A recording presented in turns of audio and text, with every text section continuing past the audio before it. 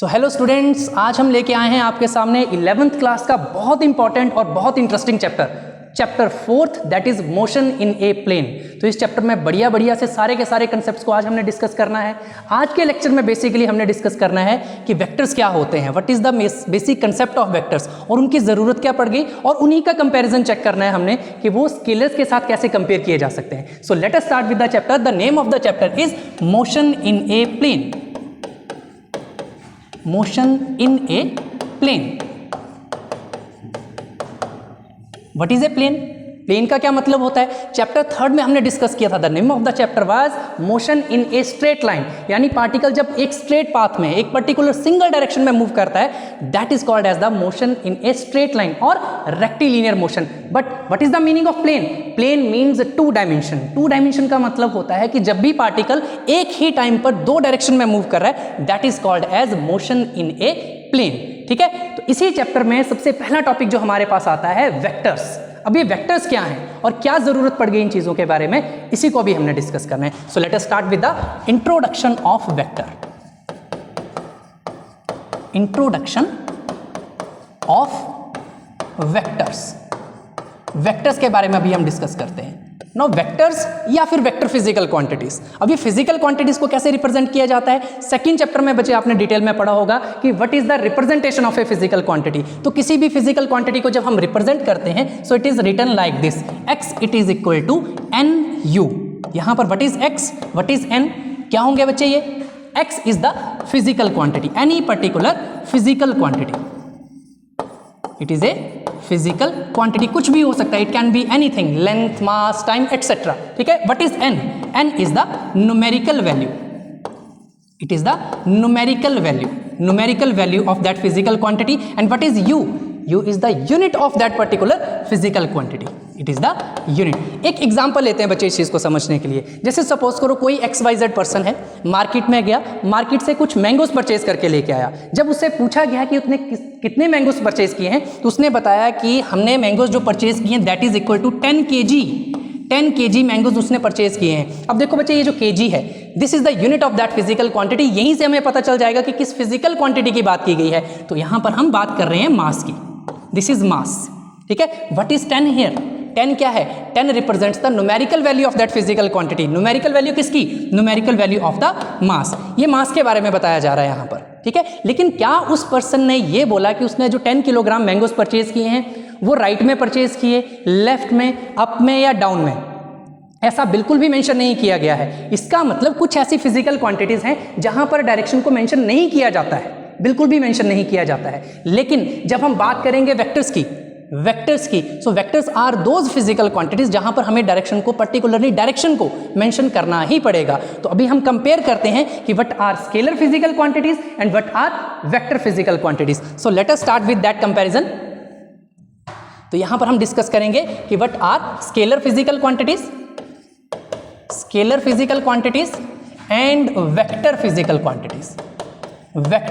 Quantities.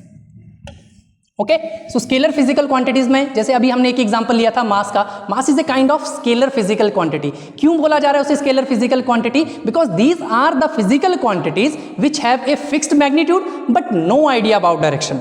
बहुत सारी जगहों के ऊपर आप पढ़ेंगे इस चीज को कि what are scalar physical quantities. कई जगहों के ऊपर आपको ये भी देखने को मिलेगा कि वहां पे लिखा होगा कि these are the physical quantities which have magnitude only. ये कुछ केसेस में करेक्ट डेफिनेशन है, हर केस में ये करेक्ट डेफिनेशन नहीं होगी। क्यों नहीं होगी, उसका एक एग्जांपल लेते हैं। Let us suppose this is your home. आप घर से अपने स्कूल के लिए आ रहे हैं। This is school. घर से कोई भी स्टूडेंट अपने स्कूल के लिए आ रहा है। ठीक है, तो अब किस पाथ में आएगा? ऐसा जरूरी तो नहीं है कि वो जो स्टूडेंट आ रहा है वो बिल्कुल स्ट्रेट पाथ में है, तो किसी भी डायरेक्शन में मूव कर सकता है। Let us suppose that path is this. यहां पर ये पाथ है। What is this path? What is this total path? This total path is termed as the distance covered by that particle. Distance, अगर उसने बोल दिया कि मैंने घर से स्कूल तक आने के लिए जो डिस्टेंस कवर किया है, that is, let us suppose, जो उसने डिस्टेंस कवर किया है x से रिप्रेजेंट करते हैं, it is 3 kilometre. 3 kilometre. What is 3 here? 3 is the numerical value, magnitude, मात्रा है उस डिस्टेंस की। लेकिन अगर उससे पूछा जाए कि उसने डिस्टेंस, उस डिस्टेंस को कवर करते हुए डायरेक्शन कौन सी ली, कौन सी डायरेक्शन ली, तो वो एक पर्टिकुलर डायरेक्शन नहीं डिफाइन कर पाएगा। क्योंकि देखो अगर हम यहाँ पे देखें इस पाथ में, अगर आप थोड़ा ध्यान से देखोगे तो हर पॉइंट के ऊपर उसकी डायरेक्शन चेंज हो रही है, यहाँ पर उसकी डायरेक्शन चेंज हो रही है, हर पॉइंट के ऊपर डायरेक्शन इज चेंजिंग, यानी there is no fix direction, arbitrary directions are there. बहुत सारी वेरिएबल डायरेक्शंस मिलेंगी, लेकिन क्या हम ये बोल सकते हैं कि इस फिजिकल क्वांटिटी की डायरेक्शन है ही नहीं? जब वो स्टूडेंट घर से स्कूल के लिए आ रहा है या स्कूल से वापस जब वो घर जाएगा तो क्या बिना डायरेक्शन के जाएगा? नो, डायरेक्शंस हैं, फिक्स डायरेक्शन नहीं है। यही फिक्स डायरेक्शन ना होने की वजह से these physical quantities are just termed as scalar physical quantities, जो हमें सिर्फ और सिर्फ उस फिजिकल क्वांटिटी की क्या बताती हैं? मात्रा, मैग्नीट्यूड, क्वांटिटी। क्लियर हो गया? So these physical quantities are called as scalar physical quantities. अब इन्हीं फिजिकल क्वांटिटीज को हम कंपेयर करेंगे विद वेक्टर्स। ओके, अब देखो वेक्टर फिजिकल क्वांटिटी को एक्सप्लेन करने से पहले सबसे पहले उसका एक एग्जांपल लेके देखते हैं। लेट अस अगेन सपोज ये हमारे पास कोई एक पोजीशन है ए, यहां से किसी भी पार्टिकल ने अपनी जर्नी को स्टार्ट करना है टुवर्ड्स पॉइंट बी। अब देखो ए से बी तक जाने के लिए कई पाथ हो सकते हैं, there are so many ways. ठीक है, सबसे पहला way it is the straight path. Straight path, shortest path in a particular direction. Third chapter में पढ़ के आए हैं आप, what is shortest path in a particular direction? That is called as the displacement. Displacement, क्या A से B तक जाने का सिर्फ यही पाथ हो सकता है? क्या और भी पॉसिबिलिटीज हैं? देखो ए से बी तक जाने का ये पाथ भी तो हो सकता है। जैसे सपोज करो आपने अपने स्कूल से छुट्टी होने के बाद घर जाना है, कभी होगा ही नहीं कि आप सीधे पाथ में घर जाएं, कभी इधर जा रहे हैं, कभी उधर जा रहे हैं। That is not the shortest path, वो शॉर्टेस्ट पाथ नहीं है, that is the net path. और अगर वो नेट पाथ आ गया तो उसकी एक पर्टिकुलर डायरेक्शन नहीं है, और अगर उसकी एक पर्टिकुलर डायरेक्शन नहीं होगी तो वो क्या बन गया? That will be a scalar physical quantity. लेकिन ये जो पाथ हमने बनाया हुआ है, let us suppose this is first path, this is second path. अगर मैं फर्स्ट पाथ की बात करता हूं तो this is the shortest path, shortest path in a particular direction. यानी कि ये जो पाथ है, अगर मैं अज्यूम करता हूं कि ए से बी तक का जो उसने डिस्टेंस कवर किया है that is 20 metre. What is 20 here? 20 क्या है? It is the magnitude. यानी इन फिजिकल क्वांटिटीज को रिप्रेजेंट करते हुए हम मैग्नीट्यूड भी यूज कर रहे हैं, there is a fixed magnitude, और साथ में हम बोल रहे हैं in a fix direction, direction भी फिक्स है, डायरेक्शन इज ऑल्सो फिक्स। और एक और प्रॉपर्टी है जो आपको डिफाइन करके देगी कि what are vector physical quantities. One more characteristic is they obey laws of vector addition, laws of vector addition.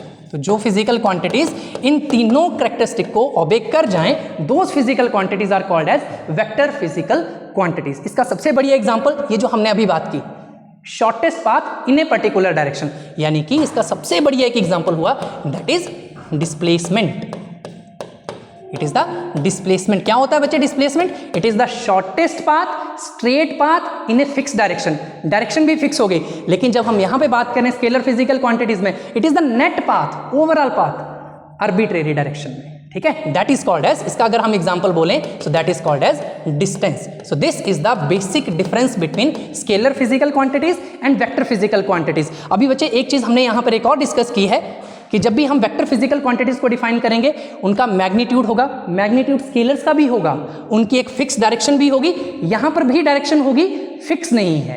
लेकिन एक जो कैरेक्टरिस्टिक है कि दे obey laws of vector addition, वो सिर्फ और सिर्फ वेक्टर्स में मिलेगी आपको। अब ये लॉज ऑफ वेक्टर एडिशन क्या होता है, इसके बारे में डिटेल में डिस्कस करेंगे हम नेक्स्ट चैप्टर में। तब तक पढ़ते रहिए। Thank you everyone.